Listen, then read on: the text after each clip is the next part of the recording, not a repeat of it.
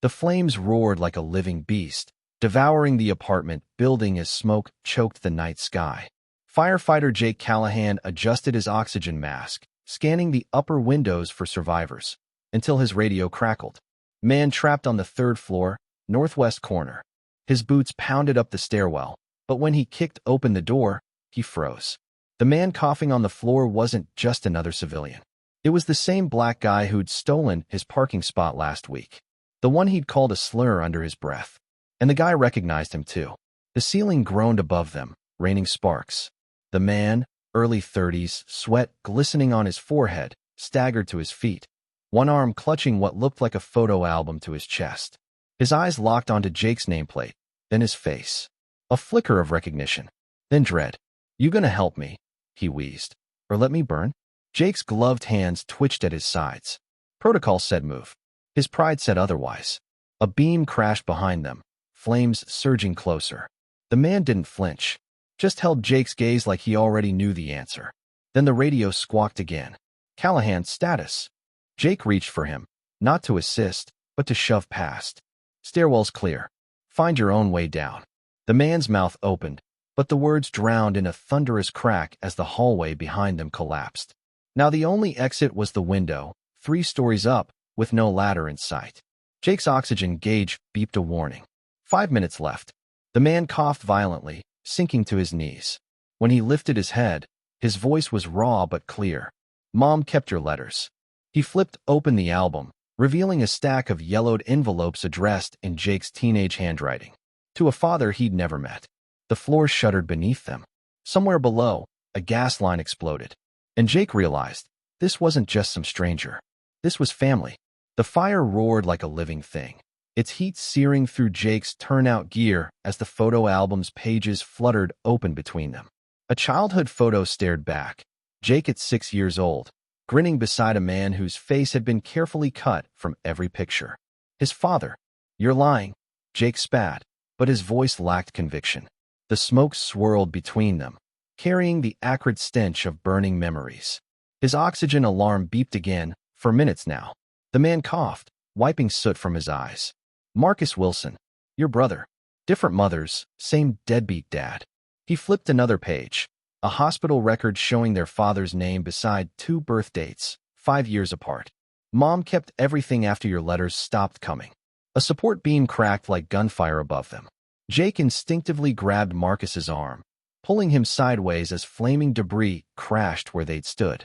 The movement brought them face to face, close enough for Jake to see the same hazel flecks in Marcus's eyes that stared back at him in the mirror every morning. The radio crackled. "Callahan, we're losing the north wall. Get out now." Marcus shoved the album into his jacket with one hand, the other gripping Jake's shoulder as the floor tilted dangerously.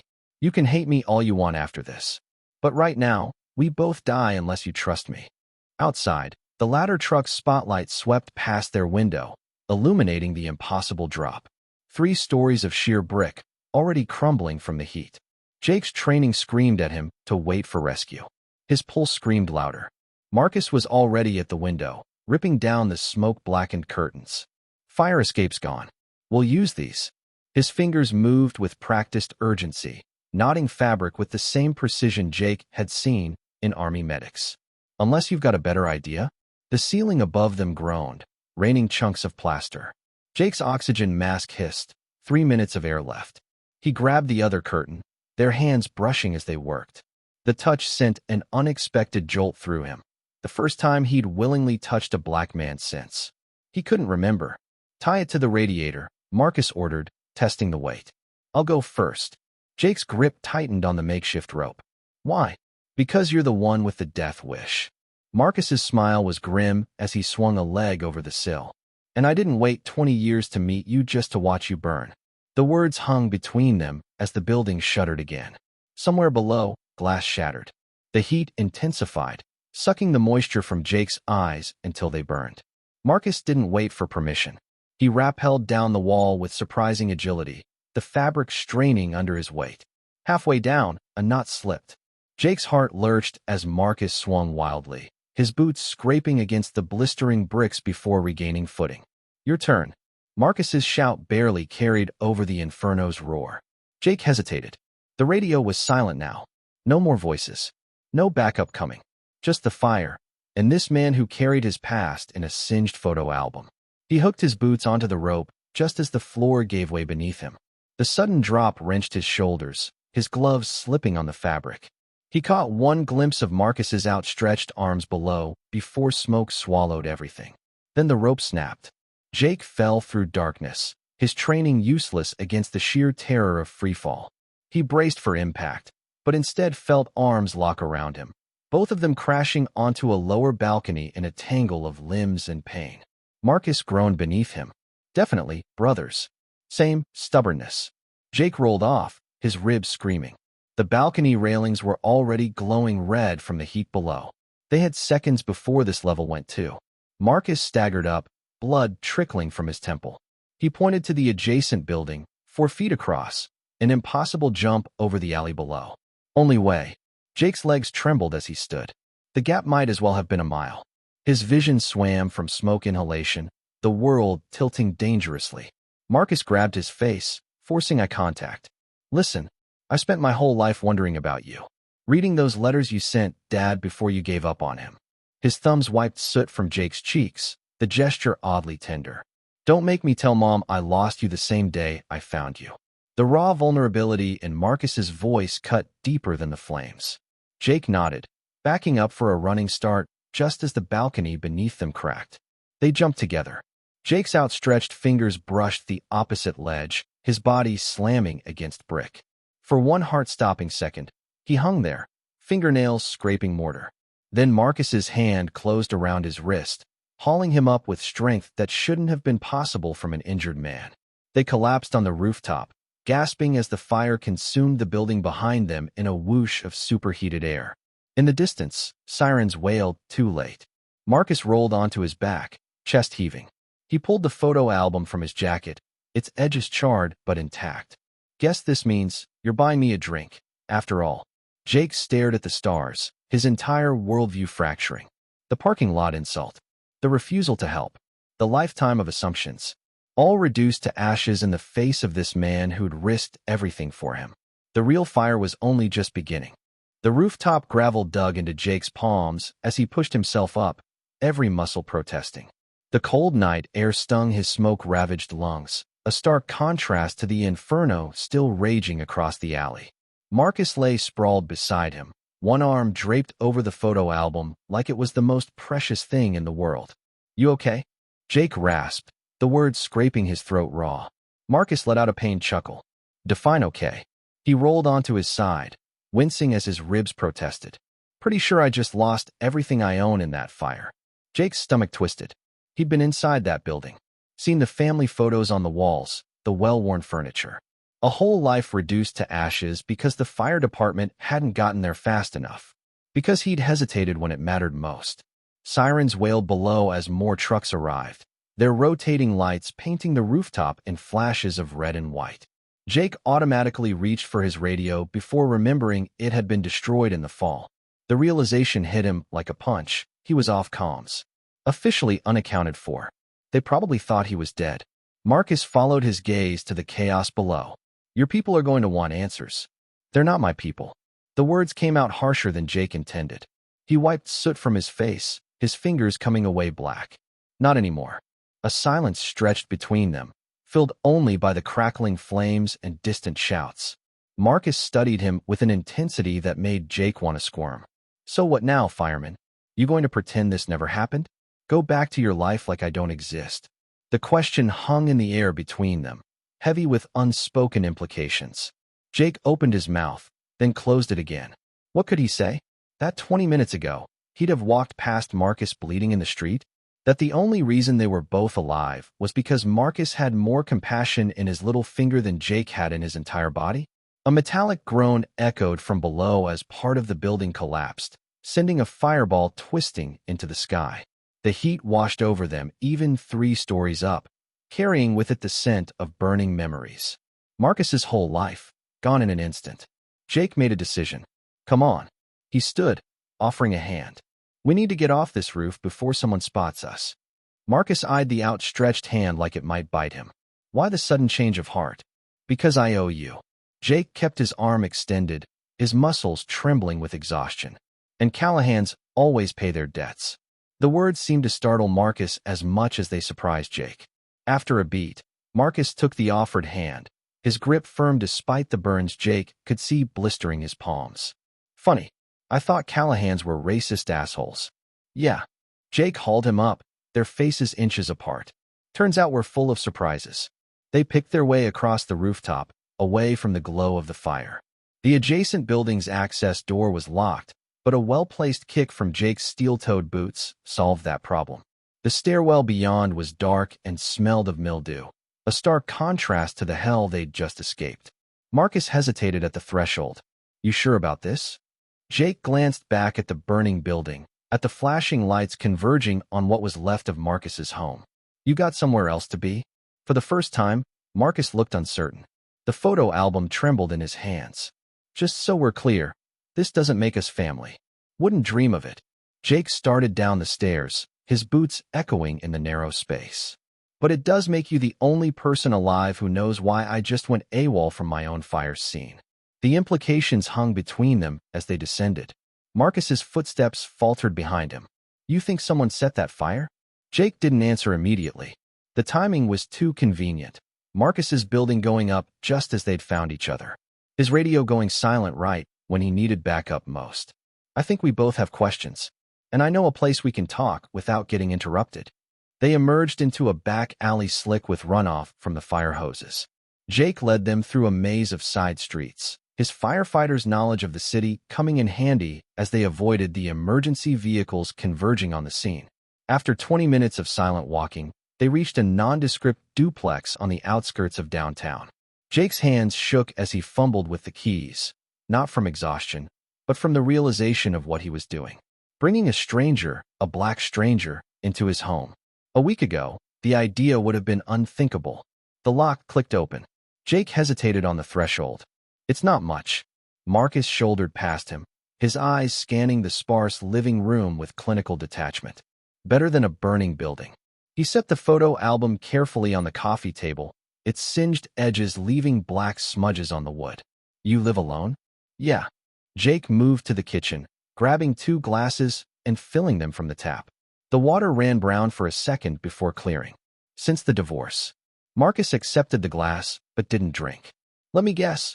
She couldn't handle your charming personality? Jake's knuckles whitened around his glass. Something like that.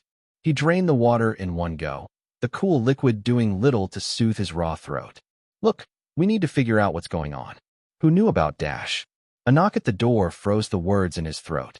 Not the sharp rap of a cop, but the uneven pattern of someone trying to appear casual while being anything but.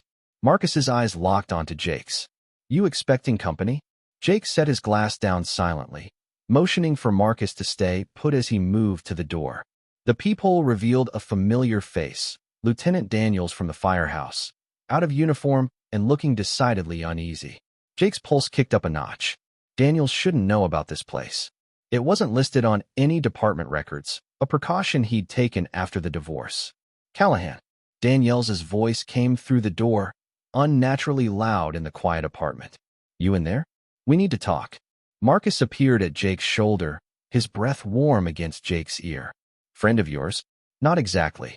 Jake's mind raced. Daniels was a company man through and through. If he was here, it wasn't for a social call. Another knock, more insistent this time. Jake? I know you're in there. Your truck's out back. Jake glanced toward the kitchen window. Sure enough, his personal pickup was visible in the alley. A stupid oversight. He turned to Marcus, keeping his voice low. Back bedroom. There's a fire escape. Marcus didn't move. You're not seriously thinking of answering that. I'm thinking that if I don't, he'll break the door down. Jake's hand hovered over the knob. Go. Take the album. I'll meet you at Dash. The decision was made for him as the doorknob twisted from the outside. Jake barely had time to register the sound of a key in the lock, his spare, the one he kept hidden under the porch, before the door swung open to reveal Daniels, flanked by 2 men in suits who screamed federal agent. Daniels' expression hardened when he saw Marcus. Well, this complicates things. One of the suits reached inside his jacket. Jake reacted on instinct, shoving Marcus backward as the first gunshot shattered the lamp beside his head. The world narrowed to survival. Jake dove for the kitchen as another bullet splintered the doorframe where his head had been. Marcus was already moving, the photo album clutched to his chest as he sprinted down the hallway. Jake yanked open the silverware drawer, scattering utensils as he grabbed the pistol he kept beneath the tray. He'd never fired it outside the range, never imagined he'd need to. The third shot took out a window. Glass rained down as Jake returned fire, aiming high to give Marcus time. The suits ducked for cover, but Daniel stood his ground, his service weapon steady. "Don't be stupid, Callahan," Daniel shouted. "This isn't about you." Jake didn't waste breath answering. He fired twice more, driving them back, then bolted for the hallway. Marcus had the window open, the rusty fire escape groaning under his weight. "Go," Jake urged, shoving the gun into Marcus's free hand. "I'll hold them off." Marcus's fingers closed around the weapon with surprising familiarity. "Like hell you will." He pulled Jake onto the escape just as the first suit rounded the corner. The metal stairs shuddered under their combined weight as they descended. Above them, Daniels leaned out the window, his face a mask of fury. "You're making a mistake, Jake. They'll kill you both." The alley below was dark, the kind of place where screams went unanswered. Marcus hit the ground running, Jake right behind him. They'd made it half a block when the first engine roar echoed off the brick walls. Headlights flared to life ahead of them, blinding in their intensity. Jake skidded to a halt as a black SUV screeched into their path, doors flying open. Marcus grabbed Jake's arm, yanking him into a narrow gap between buildings. This way, they plunged into the maze of back streets, their pursuers close behind. Jake's lungs burned, his firefighter's stamina the only thing keeping him upright. Marcus moved like a man who'd done this before, his turns deliberate, his breathing controlled despite the album still clutched under one arm. A chain-link fence loomed ahead, too high to scale quickly. Marcus didn't hesitate, slamming the photo album into Jake's chest before turning and lacing his fingers together. Up and over. Now, Jake stepped into the makeshift stirrup, launching himself at the fence. The metal bit into his palms as he hauled himself up, the barbs at the top tearing his shirt as he rolled over. He landed hard on the other side, the album's metal corners digging into his ribs. Marcus was right behind him, his jacket snagging on the barbs. A gunshot rang out, and suddenly Marcus was falling, his body slamming into the pavement with a sickening thud. "Marcus!"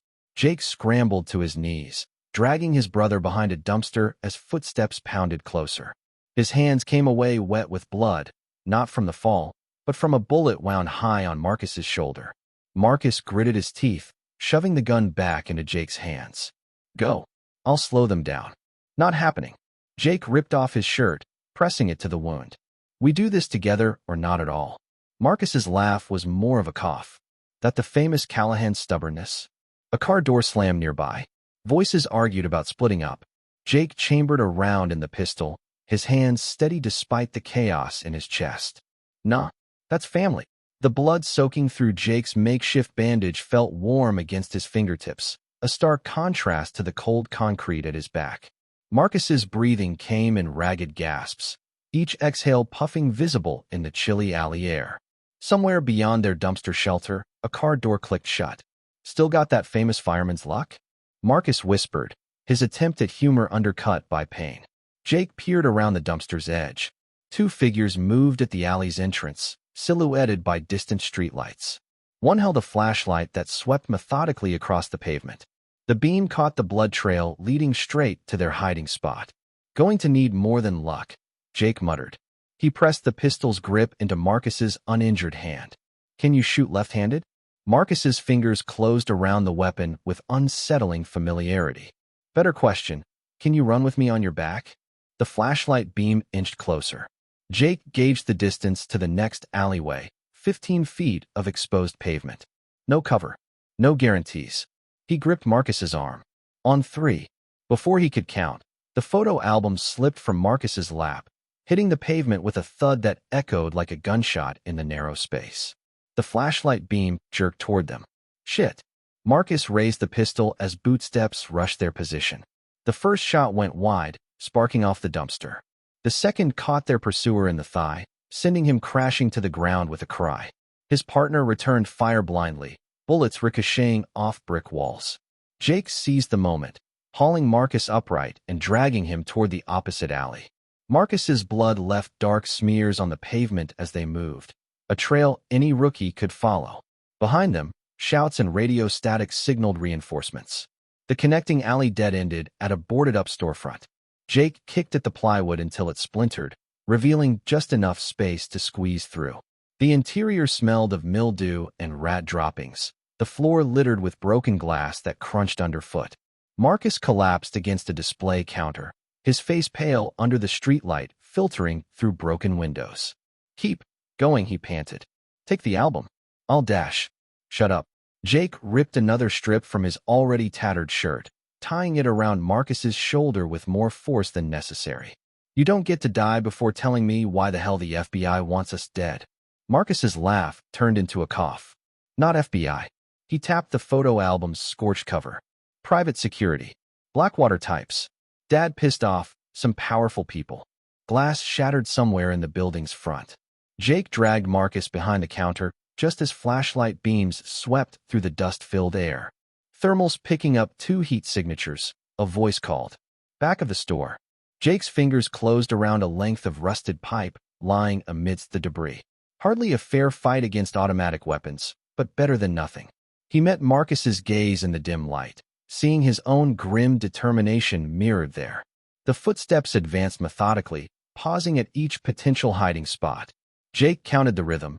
3 steps, pause. 3 steps, pause. Close enough now to hear the creak of tactical gear. Marcus raised the pistol with trembling hands. 2 bullets left. Maybe. A shadow fell across the counter. Jake tensed, pipe raised. The storefront exploded. The concussion wave knocked Jake flat, his ears ringing as debris rained down. Through the smoke, figures in full SWAT gear advanced, their muzzle flashes lighting the darkness in staccato bursts. But they weren't shooting at the hiding men, they were firing toward the alley. "Police, drop your weapons." Chaos erupted. The original pursuers returned fire as the SWAT team breached from multiple directions.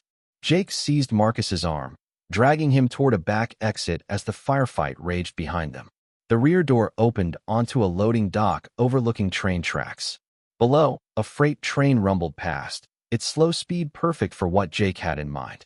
"No fucking way." Marcus groaned as Jake helped him onto the dock's edge. "Better than dead." Jake wrapped Marcus's good arm around his shoulders. "Hold tight." They jumped as the next boxcar passed beneath, hitting the metal roof with a bone-jarring impact. Jake's knees screamed in protest as he fought to maintain balance on the moving surface. Marcus collapsed beside him, the photo album miraculously still clutched in his bloody hand. The train carried them through the industrial district, the sounds of gunfire fading behind them. Jake watched the city lights recede, his mind racing. None of this made sense. The fire, the shooters, Marcus's cryptic comments about their father. Marcus shifted with a pained grunt. "You really don't know anything, do you?" Jake studied his brother's face. The same hazel eyes, the same stubborn set to the jaw. A stranger who shared his blood. "Know what? Dad didn't just walk out." Marcus's words came slower now, his eyelids fluttering. "They took him. Same people. Who burned my place. Who want this?" He tapped the album weakly. Jake peeled back the cover. Beneath the childhood photos lay documents, technical schematics, security blueprints, pages of coded notes. And clipped to the back, a recent photo of their father, alive but gaunt, standing beside a man Jake recognized instantly from news briefings. Senator Richard Vaughn, chairman of the Senate Intelligence Committee. The train whistle screamed as they entered a tunnel, plunging them into darkness.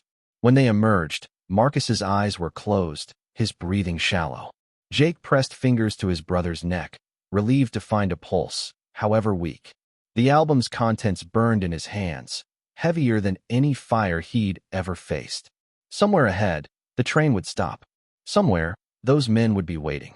And Jake would have to decide, walk away from the only family he had left, or step into a fight he didn't understand. The tracks stretched into the night, carrying them toward answers Jake wasn't sure he wanted. But as Marcus's blood seeped through yet another makeshift bandage, one truth became clear. This fire wouldn't be put out with water and hoses. This would take vengeance. The freight train's rhythmic clatter matched the pounding in Jake's skull as he pressed his makeshift bandage tighter against Marcus's shoulder. The moon cast jagged shadows across the boxcar's interior, illuminating the sweat beading on his brother's ashen face. Every shallow breath Marcus took sounded like a bellows struggling to keep a dying fire alive. "Stay with me," Jake growled, giving Marcus a rough shake when his eyelids fluttered. "You don't get to check out before explaining what the hell these are." He flipped open the photo album to the technical schematics hidden beneath family pictures, precise engineering drawings of something called Project Aegis, with their father's signature scrawled across the approval line. Marcus's blood-slick fingers traced the faded blueprint. Dad's masterpiece. Self-targeting bullet system. A cough racked his body. Vaughn wanted it for off-book ops. When Dad refused, the train lurched around a curve, sending tools clattering across the metal floor. Jake caught a glimpse of movement through the open boxcar door, headlights pacing them on a parallel service road. Close enough for pursuers, too far for details. "Company's coming," Jake muttered, dragging Marcus deeper into shadows.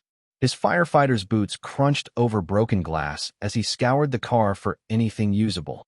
A rusted fire extinguisher. Length of chain. Nothing that would stop trained killers. Marcus's hand closed around his wrist with surprising strength. "Listen, when we stop, Vaughn's men will be waiting." He fumbled with his belt buckle, revealing a hollow compartment containing a thumb drive. "Take this to Ramirez at the Herald. Passwords, your birthday." Jake stared at the tiny drive. "What's on it?" "Proof." Marcus's eyes rolled back for a terrifying second before refocusing. Dad recorded everything. Vaughn's orders, the kidnapping, the fire at the lab. His breath hitched. "They think we have the prototype." A burst of automatic gunfire pinged against the boxcar's exterior. Jake ducked as splinters of metal rained down. The headlights had closed distance, now close enough to reveal black SUVs, keeping pace with the slowing train. Marcus shoved the drive into Jake's palm. "Next bend. Jump's coming up. Only chance." The train's brakes screeched as it approached the rail yard outskirts. Jake pocketed the drive and hauled Marcus upright, bracing them both against the wall. Through the open door, he saw their opportunity. A drainage culvert just beyond the tracks, its concrete mouth gaping like a promise of shelter. "Ready?" Jake tightened his grip around Marcus's waist. "Been ready, 20 years. Marcus's grin was more rictus than smile. They leapt as the train rounded the curve, hitting the gravel embankment in a bone-jarring roll. Jake took the brunt of the impact, his back scraping across railroad ties as they tumbled into the culvert's stagnant embrace. Above them, shouts and slamming doors confirmed their absence had been noticed. The culvert stank of mildew and decay, its curved walls slimed with algae. Jake dragged Marcus through knee-deep water, their progress agonizingly slow. Somewhere behind them, flashlight beams began probing the darkness. "Keep moving," Jake urged, though every muscle screamed in protest. The culvert branched ahead, left toward the rail yard's floodlights, right into pitch-black unknown. He chose darkness. The tunnel narrowed, forcing them to crouch. Marcus's breathing grew more labored, his steps increasingly uncoordinated. When he finally collapsed, Jake barely caught him before he face-planted into the foul water. 5 minutes, Marcus slurred. "Just need." Jake pressed his back against the curved wall, listening as their pursuers' splashes echoed through the tunnels. The voices were closer now, amplified by the concrete acoustics. "Thermal's useless in this water," a gruff voice complained. "Split up, you two check the east branch." Jake held his breath as footsteps approached their hiding spot. The flashlight beam licked across the tunnel wall just inches from his face. Marcus chose that moment to cough. The beam snapped toward the sound. Jake reacted without thought. He surged upward, driving his elbow into the guard's throat while wrenching the rifle away. The silenced shot went wide, pinging off the ceiling as they grappled. Something hard connected with Jake's temple. Stars exploded across his vision. But he held on, twisting until he heard the satisfying crack of breaking bone. The second guard rounded the corner just as Jake came up with the rifle.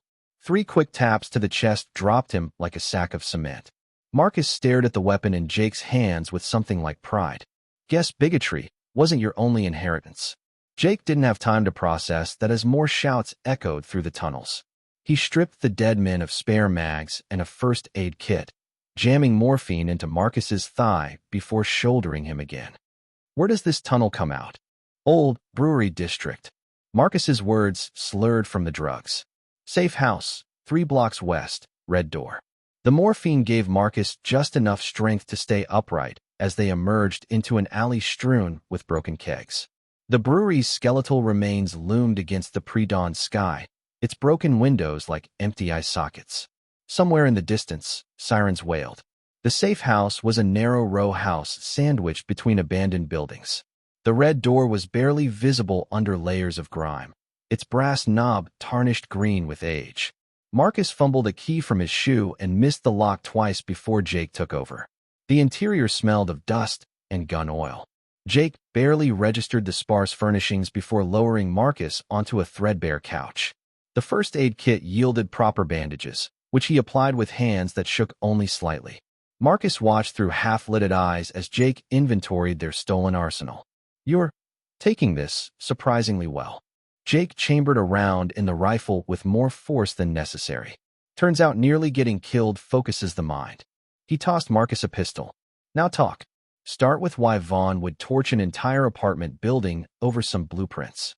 Marcus's fingers traced the photo album's warped pages. "Not just blueprints. Dad hid the prototypes' activation codes in our childhood letters." He flipped to a page of innocuous-looking correspondence. "See the patterns? Binary code in the paragraph breaks. The pieces clicked together with awful clarity. That's why they came after you. After the album. After us," Marcus corrected. "Vaughn thinks Dad gave the codes to his sons." His gaze turned shrewd. "Question is, what do you want to do about it?" Dawn's first light crept through the boarded-up windows, painting stripes across the dusty floor. Jake stared at the drive in his palm, the one that could bring down a senator. The rifle at his feet, the one that could deliver more immediate justice. Outside, a car door slammed. Both men froze. The safe house was compromised. Marcus struggled upright, his face ashen but determined. "Back alley, leads to the docks. Ramirez will be at Pier 12 by noon." Jake pressed the rifle into Marcus's hands. "You're in no shape to move. And you're no shape to fight." Marcus nodded toward the window where shadows now moved. But together, the front door exploded inward. The doorframe splintered inward with a thunderous crash, showering the room with wood fragments. Jake reacted on pure instinct, tackling Marcus to the floor as automatic gunfire chewed through the space where they'd been standing. Plastered dust rained down like toxic snow, coating their faces and clogging their nostrils. "Back door," Jake shouted over the gunfire, shoving Marcus toward the kitchen. Marcus moved with drugged determination, his injured arm hanging limp as he fired one-handed over Jake's shoulder. The shot caught the lead attacker in the knee, sending him sprawling into his companions. The momentary confusion bought them precious seconds. The kitchen was a death trap. No exit except the window overlooking a sheer drop to the alley below. Jake didn't hesitate, driving his elbow through the grimy glass. The fire escape beyond was rusted through, its metal skeleton swaying dangerously in the morning breeze. "Can you climb?" Jake demanded, already looping Marcus's good arm around his neck. Marcus's laugh was more of a wheeze. "Can you carry me?" The answer became academic as their pursuers burst through the kitchen door. Jake took the first 3 steps backward down the crumbling escape, Marcus's weight nearly toppling them both. The ancient metal shrieked in protest, bolts popping free from the brickwork as their combined mass stressed the failing structure. Above them, a black-clad figure leaned out the window, rifle tracking their descent. Jake had one terrifying glimpse down the barrel before Marcus's pistol barked twice. The shooter jerked backward, his weapon clattering down after them to explode against the pavement with a deafening report. The remaining bolts gave way with a metallic scream. Jake's stomach lurched as the entire fire escape peeled away from the building. He wrapped both arms around Marcus as they fell, twisting midair to take the impact on his back. The world dissolved into white pain as they hit the dumpster below, the smell of rotting food and his own blood filling Jake's nostrils. Marcus dragged him upright. Not dead yet, fireman. They staggered into the alley's maze, the sounds of pursuit close behind. The brewery district's labyrinth of service tunnels and loading docks provided temporary cover, But Jake knew they were leaving a trail a rookie could follow. Blood droplets, disturbed garbage, the occasional handprint smeared against brick. Marcus suddenly pulled up short at a chain-link fence, his breath coming in ragged gasps. Change of plans. He fumbled in his pocket, producing a set of car keys. Silver Lexus, 2 blocks east. Get to Ramirez. Jake's fingers closed around the keys. Not without you. You're slower, with dead weight. Marcus pressed the photo album into Jake's hands. Codes are in the July 2002 letter. Dad's handwriting. Shouts echoed from the adjacent alley. Too close. Marcus shoved Jake toward the fence. Go. I'll draw them off. For one frozen second, Jake hesitated. The brother he'd known for less than 12 hours versus the drive for survival that had carried him through countless fires. Then he saw Marcus's expression, not fear, but fierce determination. The same look Jake saw in the mirror every morning. Like hell. Jake slung Marcus's arm over his shoulders again. Callahans don't abandon family. They scaled the fence together, the chain links biting into their palms. On the other side, the silver Lexus gleamed under a streetlight, its pristine condition standing out amidst the district's decay. Jake nearly sobbed with relief when the key turned in the ignition and the engine purred to life. The first black SUV rounded the corner just as Jake slammed the accelerator. The Lexus fishtailed on the damp pavement before finding traction, its rear window exploding inward under automatic fire. Jake kept low, steering by instinct as bullets spiderwebbed the windshield. Left. Marcus croaked, clutching the dashboard. Then immediate right. Jake obeyed without question, the Lexus's tires screeching through the turns. The industrial park blurred past, warehouses, loading docks, then suddenly the open gates of the shipyard.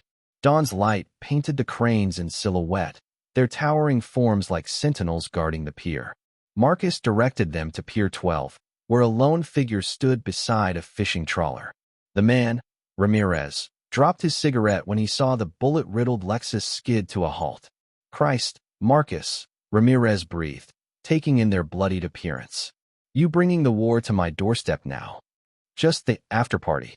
Marcus collapsed against the hood, his bandages soaked through. Need you to publish everything. Ramirez's eyes flicked to Jake. This him? Jake bristled at the unspoken question. Who the hell am I supposed to be? The key holder, Ramirez said simply, reaching for the photo album. Your dad said only you could decrypt the final layer. Jake's confusion must have shown, because Marcus groaned. The letters weren't just codes. They were keys. Your childhood letters, to Dad. The ones you signed with your fingerprint. The realization hit Jake like a sucker punch. His 7-year-old self, carefully pressing an inky thumb beneath his name. His father's strange insistence on keeping every scrap of correspondence. A biometric lock only blood could open. Ramirez was already boarding the trawler, shouting orders to his crew. We've got 20 minutes before Vaughn's people lock down the harbor. Either you're coming or you're not. The distant wail of sirens underscored his words. Jake looked from the boat to Marcus, who hadn't moved from the hood. Understanding passed between them in that glance. One of them needed to stay behind as a distraction. Marcus reached into his jacket, producing a second thumb drive. Copies, he said with a weak grin. Journalists always make backups. Jake hesitated. The rational part of his brain screamed to board the trawler, to survive and expose Vaughn's crimes. The newly discovered brother in him refused to leave Marcus to die in this rusted shipyard. The decision was made for him when 2 black SUVs screeched onto the pier. Marcus shoved Jake toward the boat with surprising strength. Go. I'll hold them off.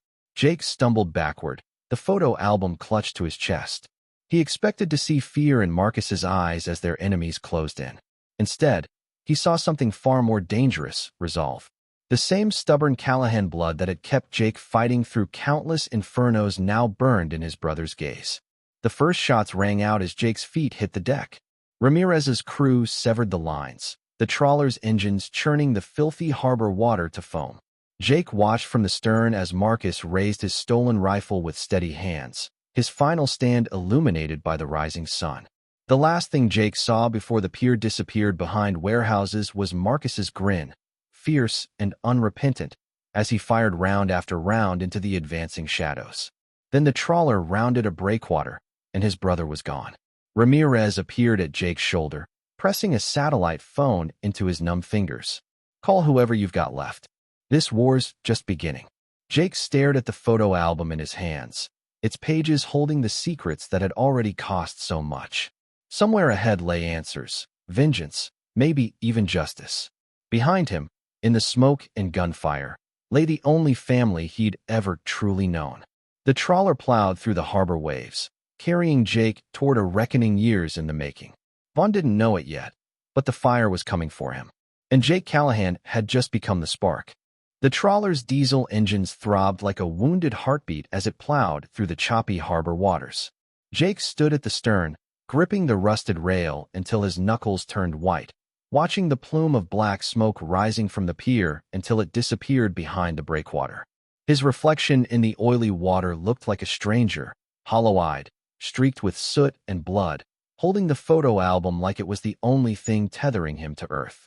Ramirez appeared beside him, thrusting a steaming mug of coffee into his hands. The smell alone made Jake's stomach turn. "Drink," the journalist ordered. "You're no good to anyone in shock." Jake forced a sip past the lump in his throat. The bitter liquid scalded his tongue, but the pain grounded him. "How long until we're clear?" "Another 20 minutes to international waters." Ramirez's eyes never stopped scanning the horizon. "Assuming Vaughn's people don't have a cutter waiting." As if summoned, the distant whine of marine engines cut through the fog. Jake's body tensed before his mind fully processed the threat. Years of firehouse emergencies had honed his reflexes. He was already moving toward the trawler's wheelhouse before the first spotlight pierced the mist. Ramirez cursed, shouting orders to his crew in rapid Spanish. The trawler's engine pitch changed, the old vessel shuddering as it pushed beyond its recommended limits. Below deck, someone was frantically stowing equipment. Jake shoved the photo album into a waterproof bag Ramirez handed him. "They'll have thermal imaging. We can't outrun them." "Don't plan to." Ramirez jerked his chin toward the approaching lights. "That's a Coast Guard interceptor." Vaughn's pulled strings. The implications settled over Jake like a weight. No more shadows. No more deniable ops. If Vaughn was sending official assets, he was desperate enough to burn every bridge. The interceptor closed the distance with terrifying speed, its bullhorn blaring across the water. "Heave to and prepare for boarding." Ramirez's first mate, a wiry man with a scar across his forehead, pressed a pistol into Jake's hands. "For when they come." Jake stared at the weapon. He'd fired guns at ranges, qualified annually for his firehouse's tactical team. But pointing one at fellow first responders? His fingers twitched with the memory of Marcus shoving him towards safety while staying behind to face. The interceptor pulled alongside, its wake rocking the trawler violently. Jake counted 4 armed figures in tactical gear, their faces obscured by balaclavas. Not Coast Guard uniforms. Not any official insignia he recognized. "Blackwater," Ramirez muttered. "Vaughn's private army." The first grappling hook thudded onto the deck. Jake raised the pistol, then hesitated. These men might be mercenaries, but they were still someone's sons, brothers. A bullet shattered the wheelhouse window above his head. The message was clear, no quarter given. Jake returned fire instinctively, his shot catching the lead boarder in the shoulder. The man toppled backward into the drink, but 2 more swarmed up the ropes. Ramirez's crew met them with gaffing hooks and fillet knives, desperate, improvised weapons against tactical gear. The scarred first mate went down screaming, his leg bent at an impossible angle. Another crewman took a bullet to the gut, collapsing against the crab pots. Jake ducked behind a winch drum as rounds pinged off the metal, his breath coming in ragged gasps. Ramirez appeared at his side, blood trickling from a scalp wound. "We need to." A thunderous explosion cut him off. The interceptor's stern erupted in a fireball, the concussion wave rocking both vessels. Jake whirled toward the shore, where a new shape emerged from the smoke. A lean, fast patrol boat, flying no flag, its deck lined with armed figures. Marcus stood at the bow, one arm in a makeshift sling, the other waving wildly. "Miss me, fireman?" Jake's shout of relief died in his throat as the newcomers opened fire. Not on the trawler, on Vaughn's mercenaries. The interceptor became a killing zone, its black-clad figures scrambling for cover as precise gunfire picked them off. Marcus's boat pulled alongside, its hull scraping the trawler. Up close, Jake could see the damage. Bullet holes stitched across the cabin, the coppery stench of blood mixing with diesel. Marcus himself looked like death warmed over, his skin gray beneath the soot and grime, but his grin was ferocious. Took you long enough. Jake managed as strong hands hauled him across. Had to steal a boat. Marcus collapsed onto a bench, wincing as someone jabbed a morphine syringe into his thigh. And call in favors. They favors turned out to be a ragtag group of veterans, Marcus's old army unit, by the looks of their tattoos and bearing. They moved with practiced efficiency, securing prisoners, scuttling the interceptor, and dispersing Ramirez's crew to prearranged safe houses. Only when they were underway, the trawler burning behind them as a distraction, did Marcus explain. Vaughn's got the whole port locked down. Had to go through underground channels. Jake stared at his brother. The morphine was slurring his speech, but his eyes were clear and filled with something Jake hadn't seen before. Hope. You planned this. Contingencies. Marcus tapped the photo album. Knew they'd come for it. Knew you'd do the noble thing. The patrol boat hit open water, its powerful engines carrying them toward the horizon. Jake looked back at the shrinking skyline, at the pillar of smoke marking where his old life had burned away. Ahead lay only questions. Where was their father? Who else was involved? How deep did Vaughn's corruption run? But for the first time since that fateful fire call, Jake wasn't facing them alone. He gripped Marcus's shoulder, feeling the steady pulse of life beneath his fingers. Tell me everything. Marcus's smile was weary but triumphant. He flipped open the album to a dog-eared page, a family photo with their father's handwritten note on the back. It starts with a senator, a weapons system, and two brothers who were never supposed to meet. The patrol boat cut through the waves, leaving the burning trawler and Vaughn's mercenaries far behind. Jake sat beside Marcus in the cramped cabin, watching his brother's chest rise and fall with each labored breath. The morphine had finally pulled Marcus under, his fingers still curled around the edge of the photo album even in sleep. Jake exhaled slowly, the weight of the last 24 hours pressing down on him like a physical force. His hands, scraped, bruised, and streaked with soot, trembled as he flipped through the album's surviving pages. The childhood letters, the blueprints, the coded messages, all of it led back to a truth he wasn't sure he was ready to face. Ramirez slumped into the seat across from him, wiping blood from his temple with a dirty rag. We'll make landfall in an hour. Safe house and the keys. Vaughn's people won't find us there. Jake didn't answer immediately. His gaze drifted to the horizon, where the first hints of dawn painted the sky in pale gold. Somewhere out there, their father might still be alive. Somewhere out there, Vaughn was scrambling to cover his tracks. You really didn't know, Ramirez said, not a question but a statement. Jake shook his head. I thought my dad was just another deadbeat who walked out. Never imagined. His voice cracked. He hadn't cried in years, not when his marriage fell apart, not when he pulled charred bodies from wreckage. But the enormity of it all threatened to break him now. Ramirez leaned forward, his voice low. Marcus spent years tracking the truth. Vaughn had your father taken because he refused to weaponize Project Aegis. The codes in those letters? They're the kill switch. The only thing that can disable the system. Jake's throat tightened. All this time, he'd carried the key without knowing it. His childhood letters, his innocent, childish scrawls, were the linchpin in a conspiracy that had cost lives. A groan came from the bench. Marcus stirred, blinking up at them through bleary, pain-glazed eyes. Did we win? Jake huffed a tired laugh. Not yet. Marcus struggled to sit up, wincing as his injuries protested. Then what the hell are we waiting for? Ramirez smirked, pulling a satellite phone from his jacket. For the world to wake up. He tossed it to Jake. Your call, fireman. Jake turned the phone over in his hands. One call. One chance to bring Vaughn down. He thought of the men who died in that apartment fire, the first mate with the shattered leg, Marcus bleeding out on a pier to buy him time. He dialed a number he hadn't used in years, his old fire chief, the one man he knew couldn't be bought. It's Callahan, he said when the line connected. I need you to listen carefully. 1 week later, the headlines exploded like a bomb. Senator Vaughn implicated in Black Ops conspiracy. Missing scientist testimony reveals illegal weapons program. Firefighter, veteran brothers expose government cover-up. Jake stood on a quiet beach, the morning sun warm on his face. The safe house was empty now, Ramirez gone to collect his Pulitzer, Marcus recovering at an off-grid clinic. Their father had been found, barely alive but breathing, in a black site prison overseas. The reunion was still to come. A shadow fell beside him. Marcus, limping but upright, handed him a coffee. "You look like hell." Jake took the cup. "Feel like it too." They stood in silence, watching the waves roll in.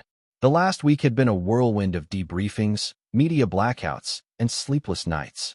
But for the first time in years, Jake didn't feel like he was running. Marcus cleared his throat. "You know Vaughn's allies are still out there. This isn't over." Jake sipped his coffee. "Never is." Marcus studied him, then nodded, satisfied. "So what now?" Jake thought about it. The firehouse would never take him back. His old life was ashes. But for the first time, that didn't terrify him. "Now," he said, "we rebuild." Marcus clinked his mug against Jake's. "Welcome to the family, little brother." The end. If you enjoyed this gripping tale of redemption, betrayal, and brotherhood, make sure to like, subscribe, and hit the notification bell for more intense, emotional stories like this one. Drop a comment below. Would you have trusted Marcus? What would you have done in Jake's place? Let us know.